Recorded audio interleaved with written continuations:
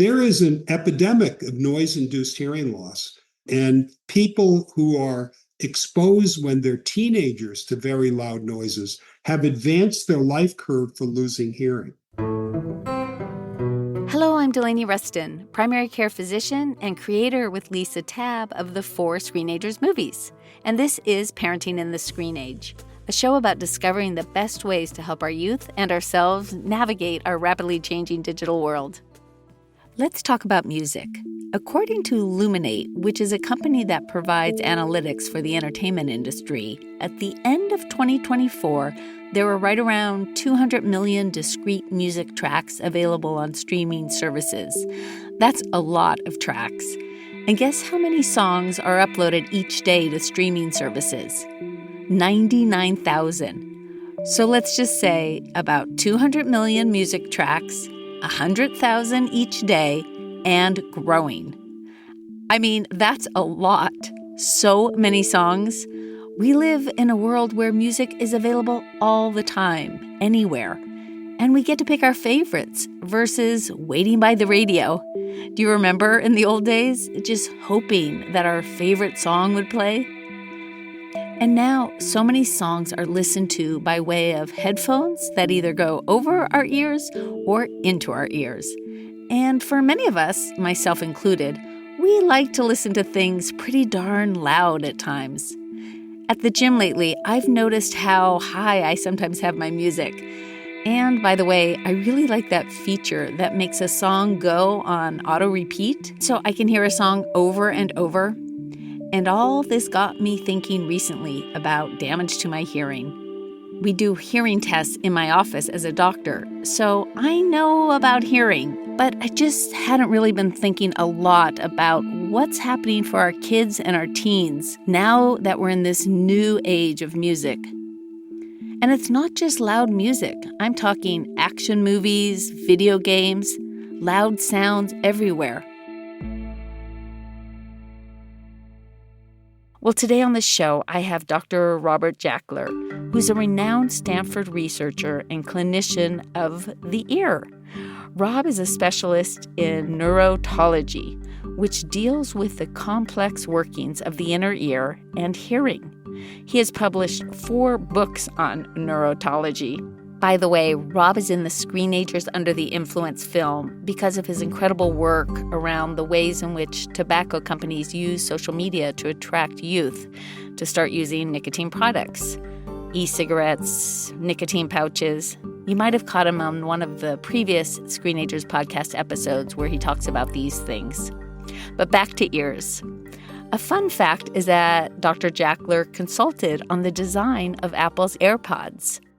My small contribution was the original ear inserts were round, and I told them those hockey pucks are one size fits none. The ear canal's oval, make them oval. And that was my main input some years ago. Can you speak to what is the risk of using these type of earpods and whatnot, and loud music and loud sounds in our ears? So it turns out that ordinary levels of sound, you can listen to people talking and soft music all day, every day, and it won't accelerate the loss of hearing. I mean, think about hearing a bit like a piano keyboard. There's low notes, middle notes, and high notes. The middle notes are where most human speech is. The high notes are kind of where consonants are. P, k, f, s. And those things, when you have high-pitch loss, make it harder for you to understand people speaking. The issue is loudness, which is measured in decibels.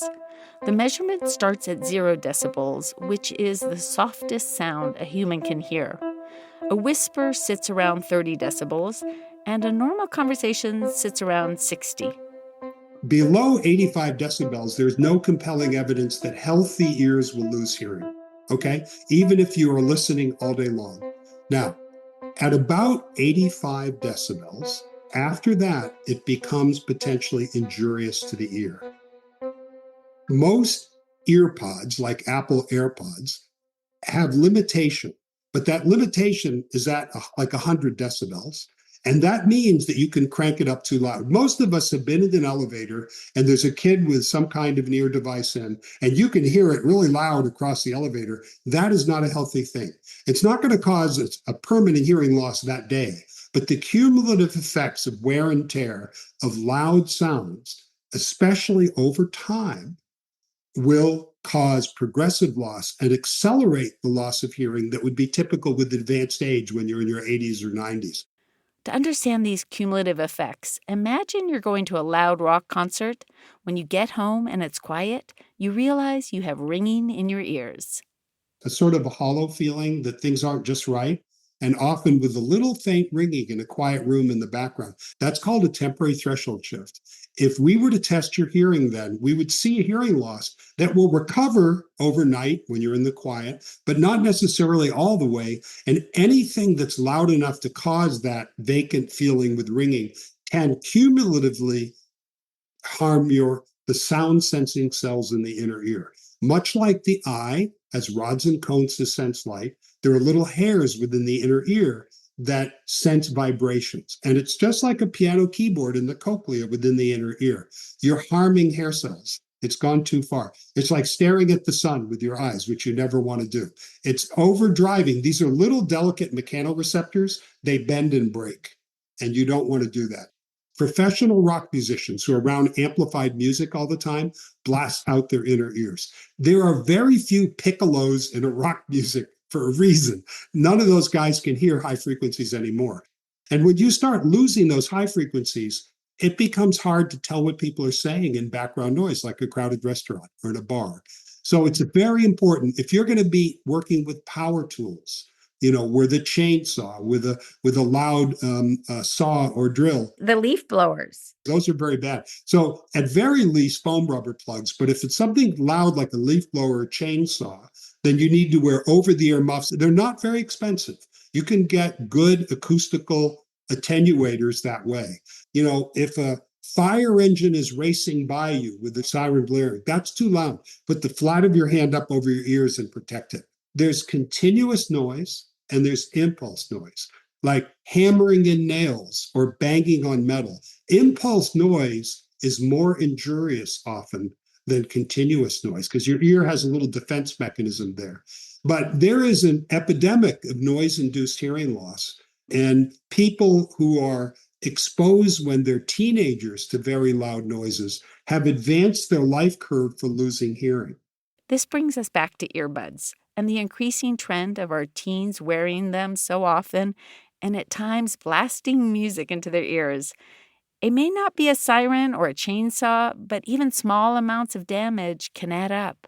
It's a little bit like if you twist your knee as a football player as a kid, when you're 35 or 40, you start getting arthritis in the knee. So if you start damaging your high frequencies when you're young by listening to amplified music at way too high a level, then later in life, you're paying the price of that. And especially as aging comes with cumulative wear and tear from noise trauma over the years, aging plus noise, 1 + 1 = about 4. In a kindergarten, if the teacher's across the room and there's a cacophony and says, cookies are ready, all the kids hear that. Whereas if you or I are in a restaurant and the waiter is talking softly, we may not hear similar sounding words. And I've seen many patients who in midlife or seniors wish they hadn't done these things when they were younger because they struggle. They can't enjoy going to a restaurant because they can't hear well enough. And the very best hearing aids can only work so well because when an ear begins to seriously lose hearing, it's not just a matter of turning the volume up, it's also clarity. And if the hearing organs become distorted, the very finest ear instrument can produce the purest sound, but the distortion inherent in the inner ear is enough to make it difficult to understand what people are saying when they're in the other room or when you're in background noise, many people speaking or dishes clanging in a restaurant. So take care of your hearing. It's worth it. So what are we all supposed to do about this? It turns out that while smartphones may be part of the problem, here they also can be part of the solution. I know that iPhones track how much time you spent above desired levels. And they also clip off at 100 decibels. Now, in Europe, it's a different standard legally, and I think it's lower. But, again, I think there are sometimes parental controls, which teens know how to use their phones better than parents do generally to program those kinds of things. Yeah, I'm going to ask my kids to help me with all this for sure. So here's what I found out. If you have an iPhone, go to Settings and scroll down to the Sound and Haptics category. Then at the bottom of that screen, you'll find an option called Headphone Safety, where you can enable the ability to reduce loud audio to a decibel level of your choice.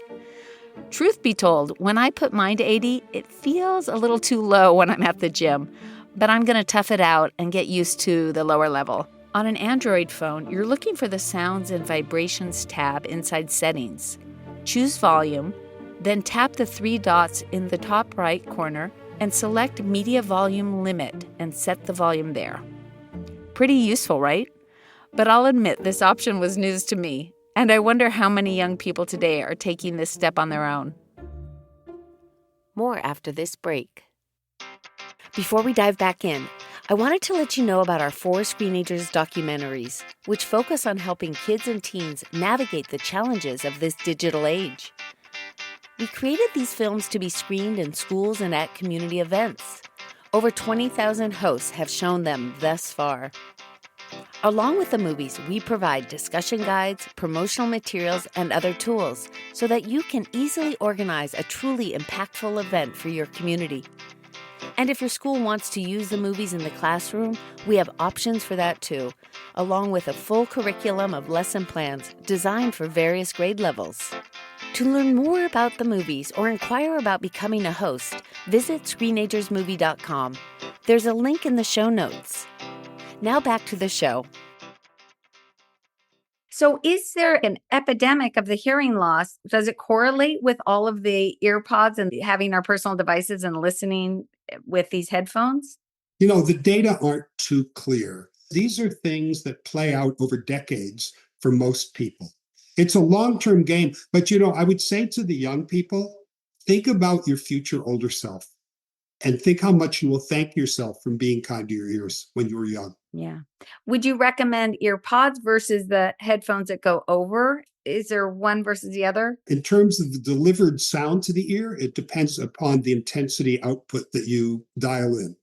However, some of the devices have a transparency mode that allows you to hear around you. Okay? So suppose you're in a car, and I'll give you an example. Most of us drive with the radio in the car at times, and you go on the freeway, and there's loud noise from the wind, and there's loud noise from the tires. So you turn the radio up because you want to hear that radio at a certain level above the noise floor. And there's a high noise floor when you're driving high speed on a freeway.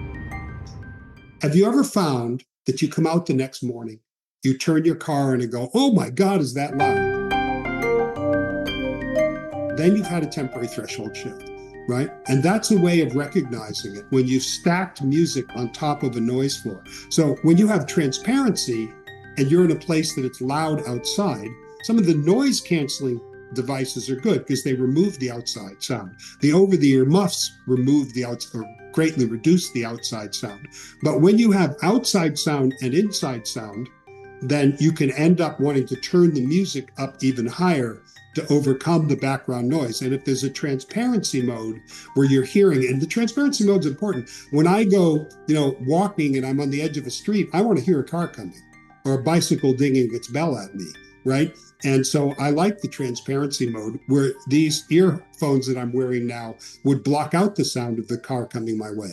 My understanding is whether a young person is wearing earpods or over-the-ear headset, that if they're listening to sound that doesn't seem high, it just seems like what normal sound of music or people talking, that shouldn't be hindering their hearing in the future, as opposed to if they weren't using those at all? If they have any doubt, something like 90% plus of American teenagers have a smartphone. Download a free decibel app, and it will tell you, is it in the green, in the amber, or in the red? Some of them do that. But if it's above 85 decibels, it'll warn you it's too loud from that point of view. And remember, it's not just that. It's going to a concert. It's going in your car with the radio playing, that not just the devices that go in or over your ear. And don't forget the tried and true analog approach as well. I would say it's a good thing to carry some foam rubber earplugs in your purse or pocket.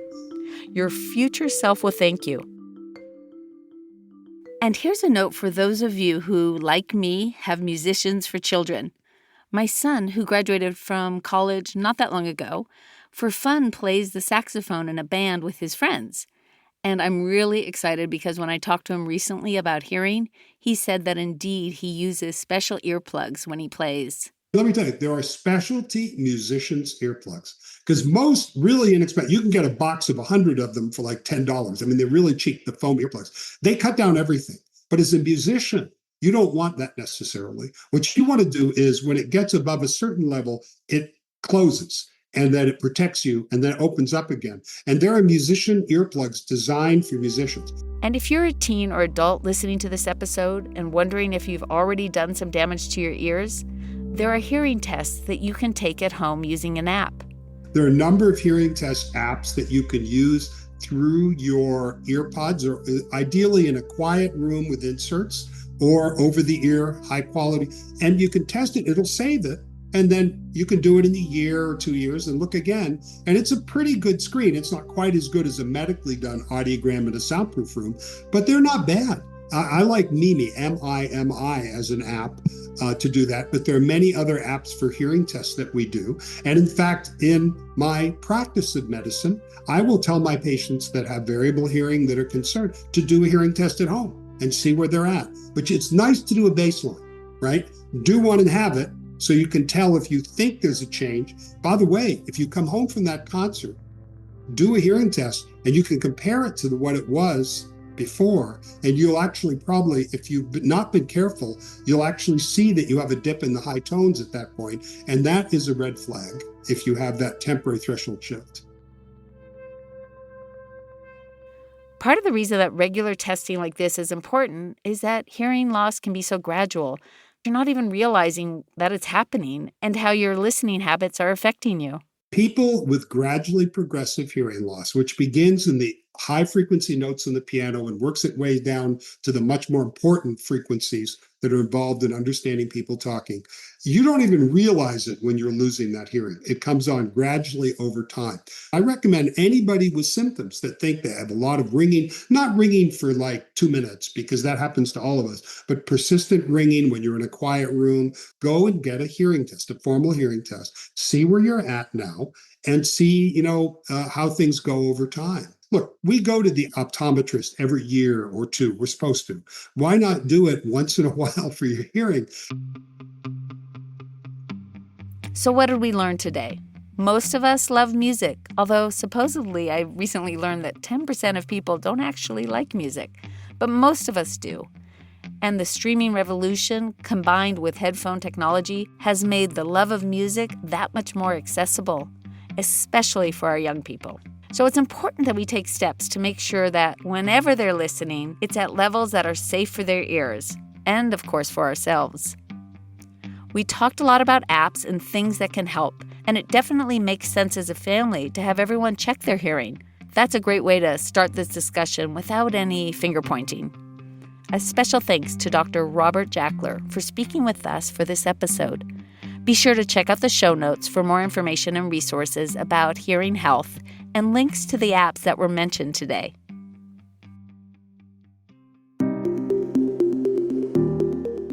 What a gift that you chose to tune into the show today.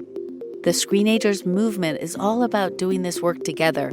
Make sure to subscribe to the podcast to get each episode automatically. And the more subscribers, the easier it is for others to find us. And if you give it some stars, that helps even more. Check out ScreenagersMovie.com to get resources for each episode, to learn about our 4 Screenagers movies, and to find my weekly parenting blog, Tech Talk Tuesdays. Curious about a specific topic? Use the search bar to get answers from our many blogs and podcast episodes. Finally, I love hearing from you, so email me at delaney@screenagersmovie.com. What ideas do you have for future episodes? Today's show was produced by the following people: me, your host, Delaney Ruston, Lisa Tabb, Rebecca Tolan, and Robbie Carver.